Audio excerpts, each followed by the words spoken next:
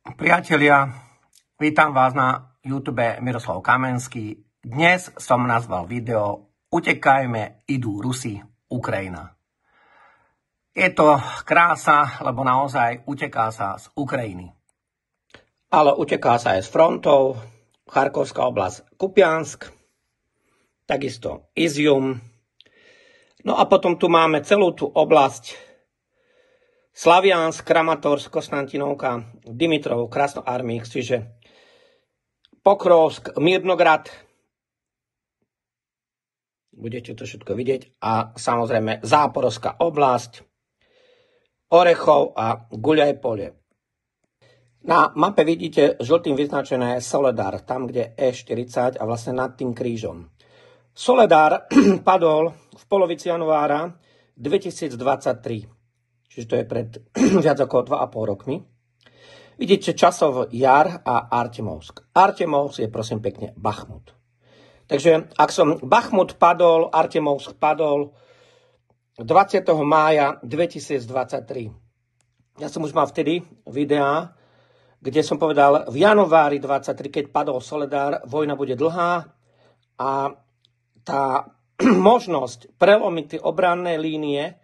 Teraz sa bavíme hlavne o tejto Donetskej oblasti, kde sa tie obranné línie budovali intenzívne od roku 2014, neboli rozkradnuté, tak tie obranné línie jednoducho vydržali, dá sa povedať, až do teraz, pretože už sme v inej situácii. Tu pod Lysyčansk máte Siversk, tomu sa budeme dneska venovať, Siversk. Tam nad tou 49 vidíte Siversk v strede obrazovky. Siversk je na severe Donetskej ľudovej republiky. Potom tu máte Slaviansk, Krásny Liman, Kramatorsk, Družkovku, Konstantinovku, Krasnoarmec, Dimitrov, čiže Pokrovsk, Mirnograd. Ideme dole až k Mariupolu. Len aby ste mali predstavu, ako sa to tu vlastne celé vyvíjalo. Samozrejme, nezabudneme na tú Záporovskú oblasť, lebo tam sa dejú veľké veci. Rusi sa blížia nielen k Záporožiu, ale blížia sa aj rieke Dnieper. Myslím v Záporovskej oblasti. Samozrejme, že na juhu, tam, kde je Chersonská oblasť, tak Rusi, tu vidíte Cherson, tak Rusi v Chersonskej oblasti samozrejme sú pri rieke Dnieper, ale rieka Dnieper v tejto Chersonskej oblasti tvorí prirodzenú hranicu. Tam sú, povedal by som, zmeny na tom fronte v tejto Chersonskej oblasti najmenšie. Pre tých, čo majú staršie mapy, a zatiaľ je to stále, uvádzam v latinke, takže Belgorod je Belgorodská oblasť v Ruskej federácii, ideme na juh, Charkov sme na Ukrajine, Kupiansk, to je, už som spomínal, jednoducho na rieke Oskol, tam už je to vyriešené, už tam to obklúčenie je veľké, Izium, Slaviansk, Lysyčansk, hej. Tu vidíte ten Artemovsk je Bachmut a Časov Jar. Veľmi dôležité, veľké boje boli aj o tú Popasnaju. Vorošilovgrad, to je dnešný Lugansk. Dvakrát sa tak volal v 20. storočí Vorošilovgrad. A ešte na juhu je Ždanov. Ždanov je, prosím pekne, Mariupol, ten som vám ukazoval. Čiže ak máte staršie mapy, tak aby ste nezabudli, Ždanov je Mariupol. V podstate najväčší ten prístav na Azovskom mori, Záporožie, Orechov, Guľajpole. Vidíte rieka Dnieper, tak to vyzerá, Cherson. Takže aby ste mali predstavu, ako je to na týchto frontoch zatiaľ takto z diaľky. Výborný telegramový kanál vysiela z Moskvy, opisuje Konstantinovský front, kde je naozaj Miro Del v podstate detailne to popisuje. Naozaj sa potvrdili tie ruské postupy severne od Časovho Jaru. Ten Časov Jar som vám ukazoval. Pozdĺž toho severského, Donetského, Donbaského kanála nedaleko Novomarkova. Čiže on to ukazuje veľmi dobre. Vidíte tu ten sever, Slaviansk. Tento Slaviansk a samozrejme sever sme v Donetskej ľudovej republike. Stále hovoria o tom, že ruské ministerstvo už, ako ruské ministerstvo obrany oznámilo dobitie tej Platonovky. Platonovka je tu. Hej. Jampol je prevzatý. Vidíte, že aká situácia sa tvorí okolo Limana. Ten Liman je známy aj pod menom Krásny Liman. Takže obklúčenie tu už prichádza zo severu a tie zdroje tvrdia, že sa boje v uliciach aj na juhu Severska. Seversk je tu. Výborný telegramový kanál Miro Del. Priatelia, tak vás všetkých vítam na YouTubeovom kanáli Miroslav Kamenský. Videá nám rastú. Dajte si odber, aj my rastieme. A sú tu videá, ktoré vás naozaj akože zaujali, ako sa lámu 4 ukrajinské fronty. Ďakujem vám za podporu.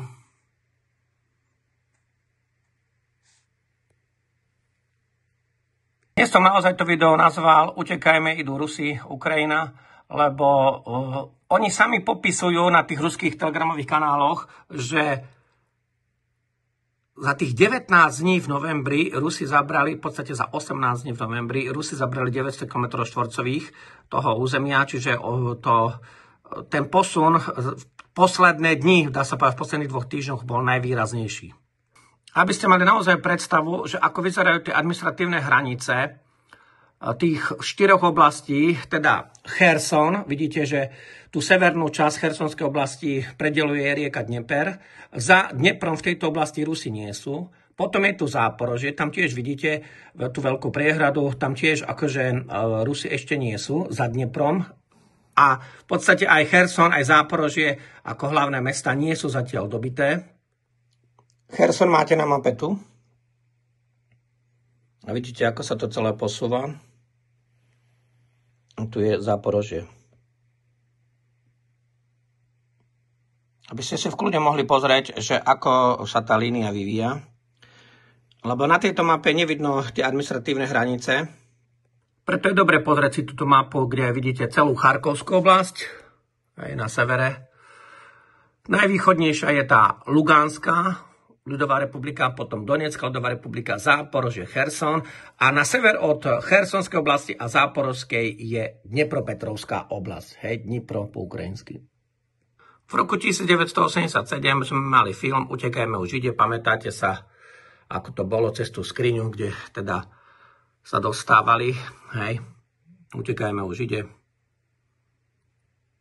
A dnes sa uteká z tých 4 oblastí, ktoré som vymenoval, Cherson, Záporožie, Donetsk, Luhansk, ale aj z tej Charkovskej oblasti. Tu napríklad vidíte, že percentuálne tá Chersonská oblasť podľa ukrajinských zdrojov je teda zabratá len na 73%. Hej, tu na juhu Chersonská oblasť.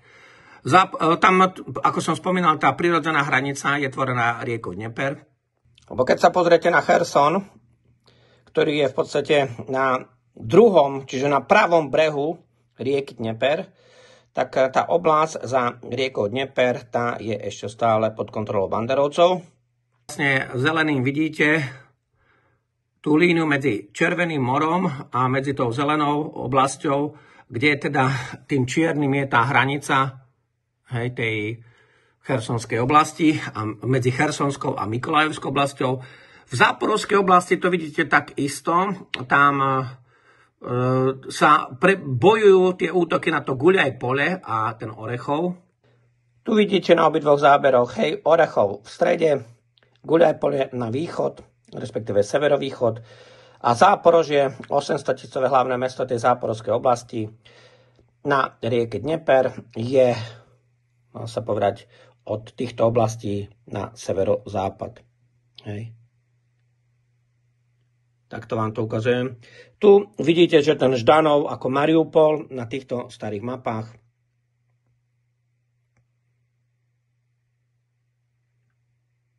No a z tohto vidno, že blížia sa Rusi k rieke Dnieper a láme sa tento Donecký, Charkovský front, ale veľké zmeny sú aj v tej Záporskej oblasti. Staršia mapa hovorí, že tá Luhanská oblasť je oslobodená na 99,67%. Podľa všetkého je to oslobodené na 100%, lebo tento malý kúsok tej Charkovskej oblasti už je zabratý, lebo Kupiansk a tá oblasť je už v podstate obklúčená, čiže sme oveľa ďalej. Tu vidíte situáciu na Severskom fronte. Sme na severe tej Donetskej ľudovej republiky. Tu vidíte Seversk. Platonovka. Smolu majú tí, ktorí teda nepoznajú azbuku. Pozdravujem, treba sa učiť, vzdelávať. Latinka vám tu nepomôže na tejto mape. Seversk. Takže vidíte, v akej situácii je Seversk, že on už je v podstate obklúčený, ale lebo ten juh, dole z juhu je to oveľa viac ďalej. Hej.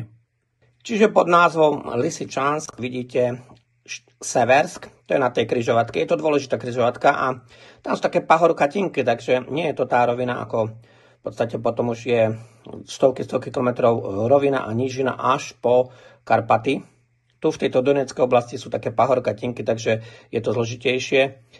Krásne vidíte, ako som ukazoval na tej mape, ten Časov Jar, Soledar, Artemovsk, Bachmut, a tu je ten Seversk. Naozaj tam boli veľké a sú veľké tie obranné línie, mnohostupňové, 5-7 línií za sebou, vybudované betónové akože základne, vybudované spojenie, všetko. Ale keďže sa pozrete na to, že na severe je ten Kupiansk a potom idete dole na juh k tomuto Seversku, mapu som vám ukazoval. Soledar padol, Artemovsk padol, Časov Jar padol a od severu je ten Slaviansk, Kramatorsk. A viete, aká je situácia v Krasnoarmsku a Pokrovsku, tam sme si to ukazovali. To sú vlastne Krasnoarmsk, Pokrovsk a Dimitrov je ten Mirnograd. Ďalíme sa ďalej, takto by sme mali predstavu, že ako to ide k tomu Dnepropetrovsku, ako to ide k Záporožiu, k rieke Dneper a aké zmeny sú na tom Orechove a Guľové pole. Tieto dve, Orechov a Guľové pole, je Záporovská oblasť. Tu vidíte, hej, Donetská ľudová republika, Pokrovsk, Mirnograd. Je to v azbuke, ale pozrite, že Rodinsko je už dávno zabraté. Gryšino je v podstate, vidíte v akej situácii. No, Rusi tu schválne nehávajú v podstate niekoľko 100 metrov, možno 100 metrov, taký únik, ktorý je plne pod kontrolou ruských dronov a v podstate aj delostrelectva. Čiže tu v Mirnograde sa už v podstate buď zdávajú, alebo nemajú čo jesť, nemajú muníciu. Pokrovsk je už hlboko zabratý, hej. Máme 19. novembra 2025. Takže preto tie videá, že Pokrovsk, Mirnograd, game over sú pravdivé, hej. A sú tu výpady na to Gryšino. Toto Gryšino. Hej. Takže naozaj treba sa učiť azbuku, lebo potom neviete čítať mapy v azbuke. Ako som spomínal, ruské kanály uvádzajú, že za 19 dní novembra bolo zabratých alebo oslobodených 900 km štvorcových územia, ktoré teda už sú mimo tej kontroly banderovcov. Na mape sa pozeráte, v azbuke je napísané Platonovka, sme na tom severskom fronte. Pozoruhodné je to, že tu vidíte Seversk, ale keď vám to vzdialím, tak budete krásne vidieť takto, hej, že ten Seversk už je niekoľko kilometrov v podstate od severozápadu obklúčený a na juhu tá situácia je ešte v podstate, povedal by som, dramatickejšia, alebo tam sa teda intenzívne bojuje. Seversk, vidíte. Hej. Sú tam zmeny naozaj veľké v tomto severskom fronte. Platonovka, to by ste videli, zabratá. Severský front. Pokrovský front, vidíte, to Rodinské je zabraté, sme ďaleko, Gryšino, Pokrovsk, Mirnograd, pohľad z diaľky. Zapamätajte si tieto názvy, ako je táto Novofjodorovka a Dobropolie. Selo Dobropolie. Netreba sa mýliť, je veľmi podobné aj v tej záporovskej oblasti, ale má to význam, lebo tie útoky už sa blížia k tomu Dobropoliu. Hej, Dobropolie. V azbuke. No, tieto dediny nie je jednoduché nájsť, akože povedal by som v latinke. Na juhu vidíte napísané v azbuke, opravujem, Cherson a Nikolájev a vidíte tú administratívnu hranicu, to je červená čiara, teda kde od Chersonu na sever a povedzme tak, že severozápad, vidíte, že za riekou Dnieper, tá chersonská oblasť, to je asi 20% územia, teda stále pod kontrolou banderovcov, to je reálna situácia, 19. novembra 25. Potom tu vidíte to Záporožie, tam, kde je tá šípka, tam je to Guľové pole a ten Orechov. Vidíte, koľko je z tej záporovskej oblasti zabraté, to červené je zabraté, ale hraničná čiara administratívnej oblasti je v Záporovskej oblasti, vidíte, je ďaleko. Záporožie je tiež na Dnepri. Potom je tu tá Dnepropetrovská oblasť. Hej. A potom máte Mariupol, tam, kde je ten červený bod, je Pokrovsk, no Kramatorsk, vidíte na mape línia. A tu vidíte Charkov. Vidíte, tie administratívne hranice sú červenou čiarou.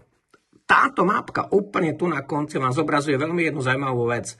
Zobrazuje vám to, že tou takou svetlohnedou, tu, kde je tá hraničná línia ponad mesto Donec, Gorlovku a Lugansk, tak v podstate tým svetlunko-žltým, tu bola tá pôvodná, povedal by som, oblasť, ktorú si dokázali ubrániť od banderovcov, ako tí, povedal som, odvážni Donbasania z Donecka a Luganska, lebo vidíte, že táto časť tu, toto bolo to miniatúrne územie, toto, čo vidíte, predstavovalo menej ako 3% územia Ukrajiny.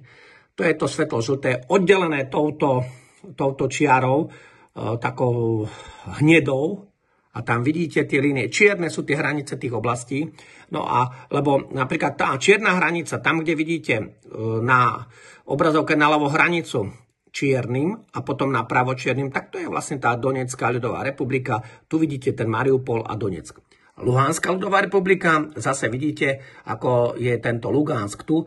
A preto si pozrite, že ako sa z tých 3% územia Ukrajiny, čo si ako dobili alebo uchovali od banderovcov, kde ich bombardovali roky ich bombardovali od roku 2014, od krvavého prevratu na Majdane, tak ako si uchovali v podstate oni tú svoju, povedal som, územnú nezávislosť. Rostov na Done je v Ruskej federácii. Pre tých, ktorí tu chcú mať presnejšie. Tak preto hovorím, že tu napríklad vidíte, že ako sa to z tých 3% ukrajinského územia zmenilo na 20% ruského územia, ktoré sú už v podstate v ústave, ale v ústave sú aj teda tie nedobité oblasti, ako je to Záporožie v azbuke a ako je ten Cherson v azbuke, ale tieto oblasti ešte nie sú pod kontrolou Ruskej federácie. Myslím tam, kde je to za riekou Dnieper. Ak som ukazoval Rostov na Done, oni tu majú Rostov na Danu, lebo tak je to v ruštine, a ten Mariupol pri Azovskom mori, tak na mapách to vyzerá takto. Tu máte Cherson, hej.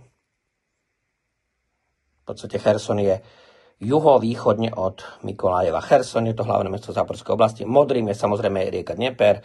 Tu máte tú Kachovskú vodnú nádrž, ktorá teda v podstate neexistuje už v tej podobe, lebo Ukrajinci vybombardovali tú priehradnú líniu. Viete, tá stena povolila. Takže tu máte Dnepropetrovsk, Krasnoarmejsk. Len aby boli predstavy na tých mapách. Takže dívate sa na Chersonskú oblasť, Záporožie, Donetsk, Luhansk a samozrejme tú Charkovskú oblasť a Dnepropetrovsk. Je to dôležité si takto pripomenúť, aby bola predstava, že v akej časti Ukrajiny sa nachádzame a o aké administratívne územia ide. Takže tá Novorosia celkovo od Charkova, tu je Charkov, Lugansk, Dnepropetrovsk, Donetsk, Záporožie, Cherson, Mykolajiv, Odesa dole až po Izmail. Tam je ústie rieky Dunaj. Toto je momentálne, povedal by som, hlavný cieľ toho vojenského úsilia Ruskej federácie. Áno, Ukrajina mala do roku 2014 603 000 km² a po Ruskej federácii to bol na európskom kontinente teritoriálne druhý najväčší štát. Potom nasledujú také územia, ako sú Francúzsko, Švédsko a tak ďalej. Ale Ukrajina v podstate po tej európskej časti Ruska bol druhý najväčší štát územím. Už to nie je pravda. Na tejto mape vidíte Pokrovsk, čiže Krasnoarmejsk. Vidíte, ako sme, dá sa povedať, ďaleko na východe tej Ukrajiny. A vidíte aj to, tá modrá línia, samozrejme rieka Dnieper, ako ďaleko je ten Pokrovsk k Dnepru.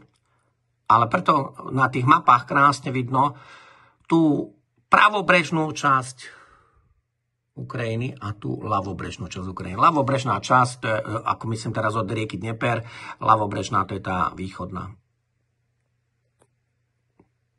Pozeráte sa v azbuke na Charkov, Charkovská oblasť, na sever za hranicou je Belgorod, Belgorodská oblasť, to je Ruská federácia, Charkov, Ukrajina, Kupiansk, vidíte, ako sa to nám deje, Kupiansk je vlastne v ťažkej situácii.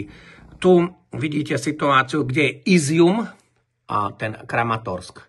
Izium je v Charkovskej oblasti a Kramatorsk je v Donetskej oblasti. Tu je ten Severodonetsk, ale pod ním je to mesto.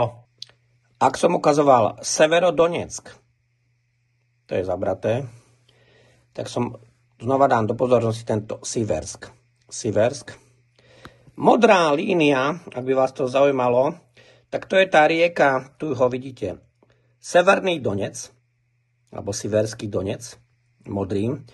Je to dôležité, lebo tu je ten Izium, ale od severu sa vlieva rieka Oskol. Rieka Oskol, modrým vidíte, Oskol, tečie z Ruskej federácii. Tam vlastne Oskol bol už prekročený, lebo Kupiansk je zabratý. A vidíte, že v tom Iziume a nedaleko Iziumu sa ten Severný Donec, rieka, a ten Oskol, druhá rieka, spájajú. A tu sa dostávame do tej oblasti krásneho Limanu a sme v meste Seversk. Tu Severodonetsk, alebo Severný Donec ide ďalej, tečie. Tieto rieky sú dosť také prirodzené hranice niekedy frontových línií, tak preto ich dávam do pozornosti, lebo často sa spomína tento Severný Donec, alebo Severský Donec, rieka, a potom tento Oskol. Oskol teraz na tomto Kupianskom fronte počujete v správach denne. A tu je Siversk. Tam to padá a vidíte, že aká je tam situácia. Hej. A Siversk je, dá sa povedať, na sever od Arťomovsku. Arťomovsk je Bachmut.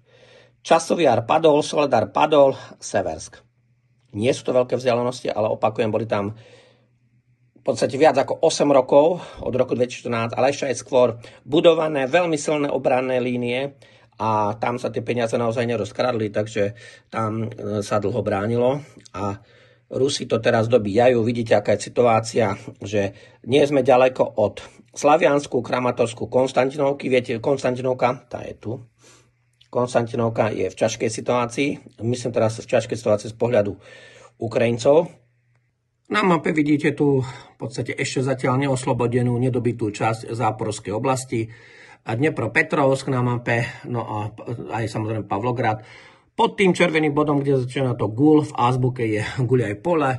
A tu vlastne vidíte tie hranice administratívne, ktoré teda ešte treba dobiť. Je tu Charkov a je tu Kupiansk. Kupiansk sa nachádza tu. Pre milovníkov azbuky a tí, čo teda vedia čítať a chodili do školy a mali aj ruštinu, lebo dnes už deti nemajú ruštinu v drvivej väčšine.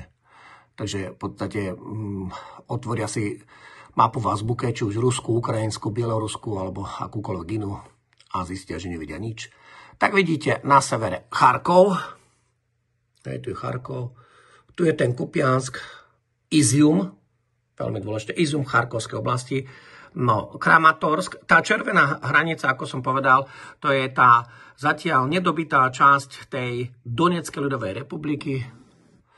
Tu vidíte celú tú líniu, to Červené more na tej pravej strane obrazovky, to je tá Luganská oblasť. Hej, vidíte celú tú líniu a vidíte, ako to bolo. A tu som vysvetľoval, že toto bolo to pôvodné územie, ktoré teda si uchráni, myslím, to pôvodné územie svetlo-žltým, to vidíte na mape a ohraničené tou hnedou čiarou. Tam, tu, kde je Donetsk, Gorlovka a Lugansk, to boli tie pôvodné územia, o ktoré sa viedli tie veľké boje v roku 2014-2015 a predstavovalo to menej ako 3% Ukrajiny. V Záporovskej oblasti vidíte tu Záporožie a Guľaj pole. Je tu v azbuke Záporožie, Guľaj pole. Tu je Donetsk, Pokrovsk, viete, že to už je obklúčené, zabraté, Pavlograd, Kramatorsk. Pohľad z diaľky vyzerá takto, aby ste ho mali. Samozrejme, je to dôležité pre tých, ktorí poznajú teda azbuku. Ale pre istotu aj pre omladinu to dávam v latinke, takže máte Záporožie, pod tým, vidíte, máte to aj v azbuke. Tu je Orechov, Guľaj pole, hoci Ukrajinci to majú napísané Huľaj pole, no a vidíte, takto to vyzerá od Charkova. Charkov je napísaný aj v azbuke, aj v latinke. Kupiansk, takisto napísaný Izium, takisto Slaviansk. Vidíte, že tam je aj latinka, aj azbuka. Čiže táto mapa je pre tých, čo nechodili do školy, nemali ruštinu, tak je pre tých je lepšia. Lebo to majú také dvojazyčné. Tu vidíte Donetsk, hej? Keď sa pozeráme na Dnepropetrovsk, tu je napísané v azbuke, samozrejme hlavné mesto tej Dnepropetrovskej oblasti a Záporožie. Tu dávam znova do pozornosti tú Dnepropetrovskú oblasť, tam, kde je napísané Dnipro, Záporožie je tým svetlo-žltým a na východ je tá Donetská ľudová republika, hej, tam, kde je mesto Donetsk. Tu je Donetsk, Dnepro, Záporožie, len aby ste mali predstavu, ako idú naozaj tie administratívne hranice, lebo ľudia nevedia sa v tom dobre zorientovať a nie sú to, povedal by som tak, že by to dobre vysvetľovali tie naše, povedal som, tie veľké televízie. Tak preto ešte raz, na mape vidíte zľava Nikopol, pod tým je ten Grad a Záporovská oblasť. Tu je Guľaj pole, pod tým je ten, kde je ten červený bod je Orechov.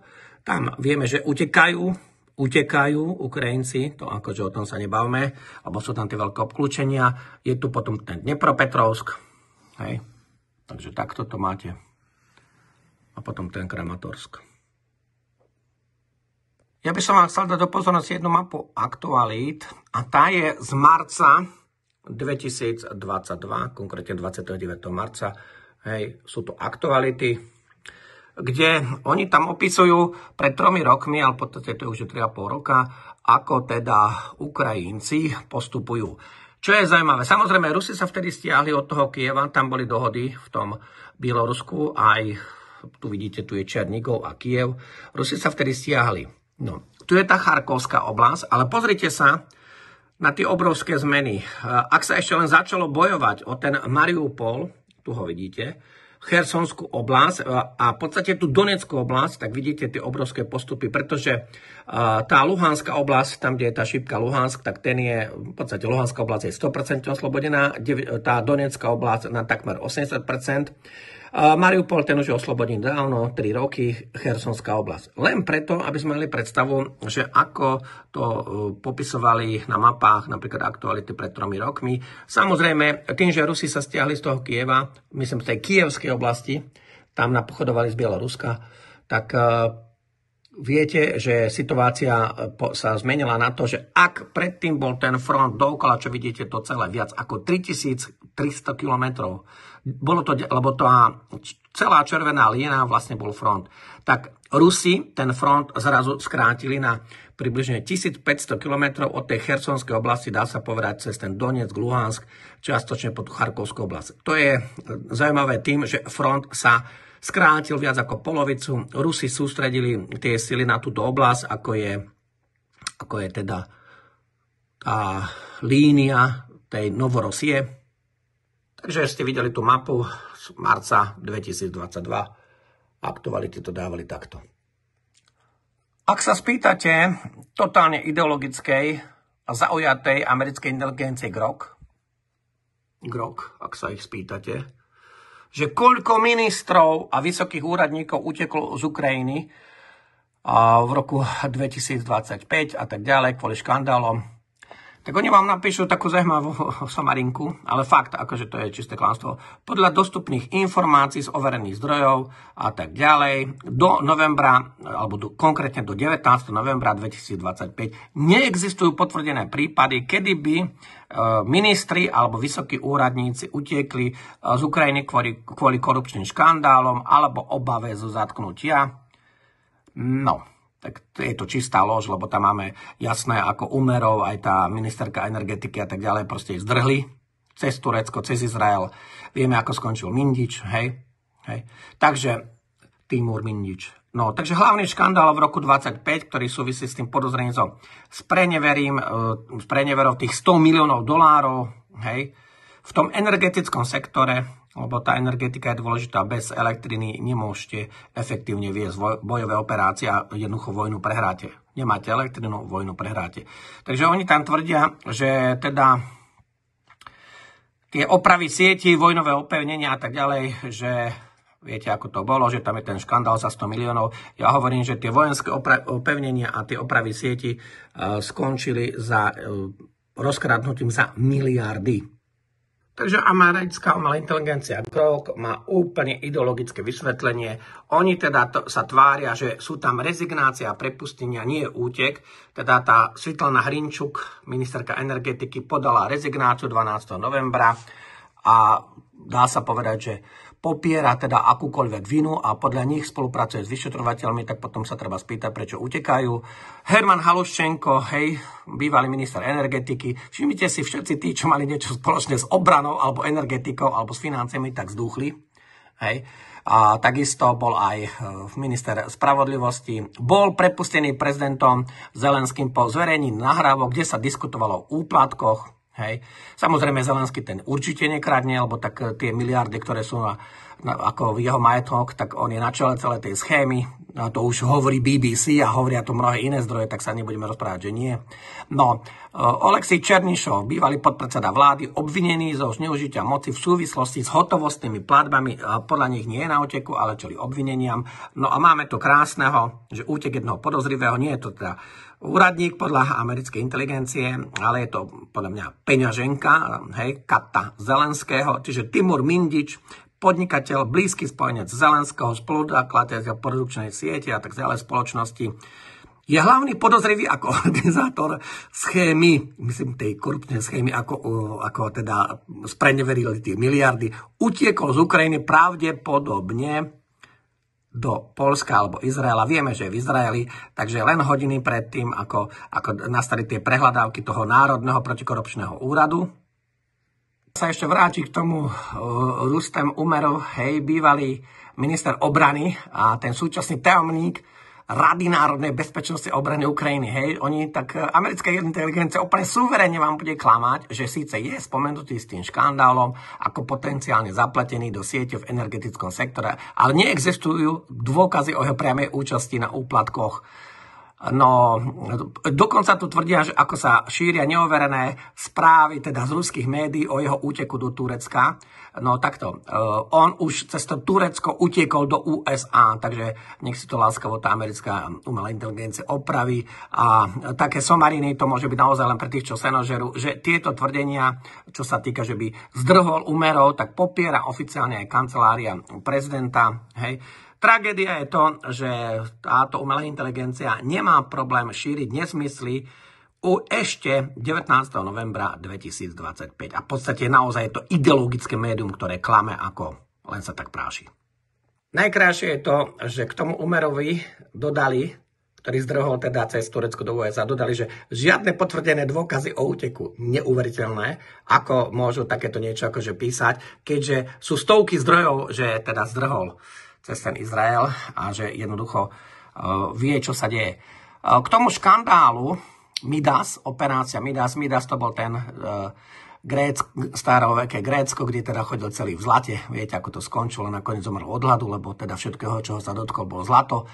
Predpokladám, že takto nejako skončí aj Zelenský kat. No a Midas je teda najväčším v roku 2025, politická kríza, hej, je to korupcia, úplatky a sprenevera.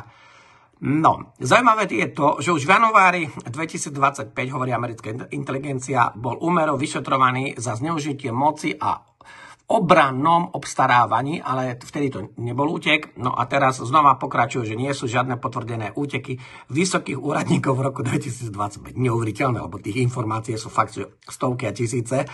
No a samozrejme Rezníkov, ten keď si nahrabal čo najviac, to bol tiež minister obrany Ukrajiny Rezníkov, tak ten v podstate bol prepustený a odišiel si užívať nakradnuté peniaze.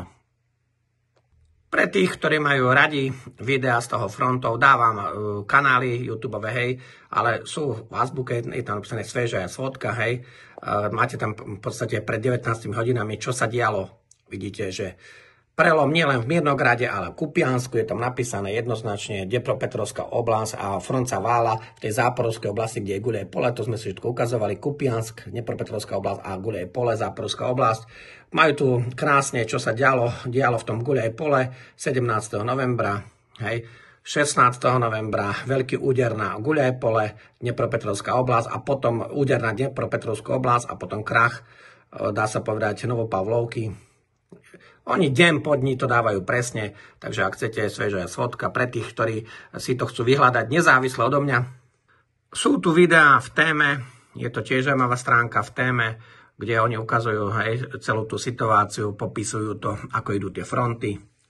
Takže informácií je dosť. 18. novembra, dnes máme 19. novembra, čiže aktuálne. Vidíte ďalšie videá, karta bojových dejství, 18. novembra. Oni vám presne ukazujú tú situáciu Seversk, akom je teda obklúčení, Je to veľký, povedal by som, pre proval VSU sú, viete, vojenské sily Ukrajiny. Potom tu máte ústup VSU, čiže Ukrajincov, čiže utekajú pred tými Rusmi. Majú tam úžasné straty, úžasné patéry, prériv, v tom guľa aj pole, Je to tiež veľmi dobrá stránka. Dávam to, akože, oni dávajú deň po dni tieto informácie, takže a dávajú to na tých geolokalizačných mapách, takže oni to ukazujú v podstate presne, ale je to všetko v azbuke, takže pre tých, ktorí tú azbuku nepoznajú, tak je dobré, keď môžu si pozrieť niečo aj také, ako dávam ja. Napríklad kanál v téme vám bude ukazovať, pozrite sa, tá katastrofa v VSU, krách pri Mirnograde. Tu vidíte, že Mirnograd je v podstate obklúčený. Vidíte, aká je tu situácia.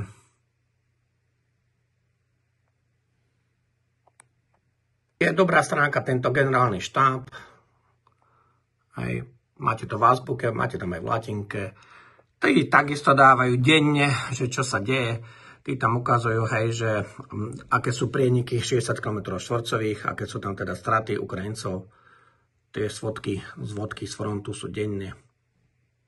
Tu máte pred 2 dňami, čo sa dialo v tom Gríšine, to som vám ukazoval, ako je ten Pokrovsk. A tu máte vlastne tú logistiku Severska je odrezaná. Sever sme si ukazovali. Takže priatelia, s pohľadom na titulku Bez malej Rusy Ukrajina zanikne, Malorosia, čiže malá Rusia je tým zeleným.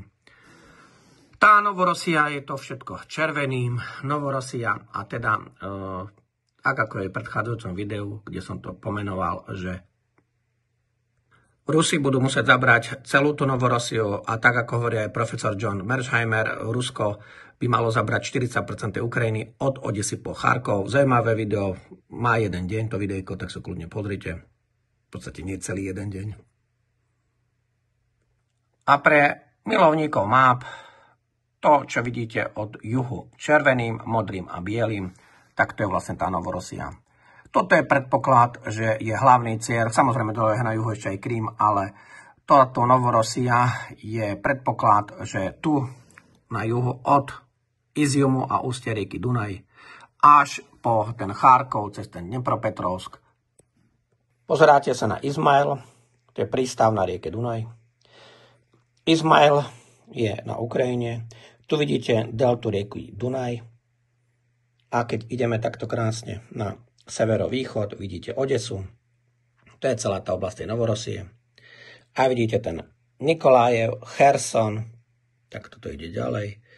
Tu je ten Dnepropetrovsk, tu je Záporožie,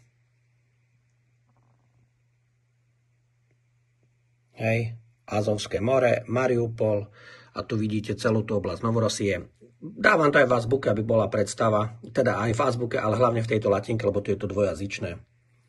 Aby bola predstava pre tých, ktorí o slovo Novorosia mnohí, hlavne tá mladá generácia, nikdy nepočuli. A pre milovníkov starých map Odesa, Cherson a tuto krásne vidíte takto. Hore až po Černigov. To tiež hovorí profesor Mearsheimer, že by Rusi mali zabrať, lebo tu vidíte Kiev v strede, Černigov, Sumy, Charkov, Slaviansk, Lysyčansk. Tuto to vidíte na tejto mape, že o čo sa teda jedná. Na tejto mape máte Ždanov, čiže dnešný Mariupol a Vorošilovgrad, to je dnešný Lugansk. To je hlavné mesto tej Luganskej ľudovej republiky. Mariupol sa nachádza v Donetskej ľudovej republike, čiže Ždanov je Mariupol. A keď ideme od juhovýchodu, tu vidíte Cherson za riekou Dnieper, to je tá pravobrežná Ukrajina. A ideme takto krásne, hej, staré mapy, Berďansk, Ždanov, Mariupol, Azovské more, a tu vidíte krásne, o čo sa tu jedná, ako sa pri Guľajpole a Orechovu blížime k Záporožiu a rieke Dnieper. Bojuje sa aj v Dnepropetrovskej oblasti, Dnepropetrovsk, ale hlavné boje v súčasnosti sú Záporožie, Guľajpole, Orechov, Donetská ľudová republika, Krásnoarmejsk padol, o tom sa nebavme. Dobropolie, to je to druhé, Dobropolie, a tu je tá Konstantinovka, tá je v ťažkom stave. No, máte tu Časový Jar, Artemovsk a vidíte Slaviansk a na sever Izium. Izium je v Charkovskej oblasti, Kupiansk je v Charkovskej oblasti. Priatelia, sledujte ma aj na Facebooku, je nás tam 45 000. Stále píšu, že teda všetko, čo dávam, sú nepravdivé informácie, takže vás odrádzajú, aby ste to zdieľali. Nie je podstatné, mne o ten Facebook nejde, ide o tú informovanosť, aby ste mali predstavu, že čo sa vlastne deje. Kľudne sa pridajte k nám a budete mať veľa nových informácií. Je nepodstatné, čo Facebook cenzuruje, píše, klame. Je to americké klamárske médium. Lebo nie je možné, aby som uvádzal mnohé fakty, ktoré sú potvrdené 100-krát a ktoré vieme niekoľko dní dopredu, 3, 4, dokonca týždne dopredu a oni tam budú stále rozprávať, že sú to nepotvrdené, neoverené fakty a vyhodnocujú ich ako nepravdivé a stále tam dávajú tú pečať, že oni sú tí cenzori pravdy. Takže viete, v akom stave Facebook. Keď ho zlikvidujú, nič sa nedieje, pretože som rád, že ste tie informácie mali a že ste so mnou aj dnes, 19. novembra 2025. Ale stále hovorím, kto nie je na Telegrame a nesleduje napríklad tie telegramové kanály, nejde o Miroslav Kamenský. Je tam stovky ruských a ukrajinských kanálov, izraelských kanálov, je tam v ruštine, v angličtine, je tam množstvo amerických, britských kanálov, ktoré sa venujú tejto situácii, tak preto Telegram necenzuruje. Telegram nie je YouTube, Telegram nie je Facebook, Telegram neháva tieto informácie politického, ideologického, vojenského charakteru necenzurované, takže preto vám vravím, že kto, priatelia, nie ste na Telegrame a nesledujete Telegram Miroslav Kamenský, prichádzate o 95% iných informácií, ako teda máte, dajme tomu, z Facebooku, Instagramu alebo teda YouTube. Takže je dôležité, dajte si odber aj na Telegram Miroslav Kamenský. Priatelia, pozdravím vás, majte sa krásne.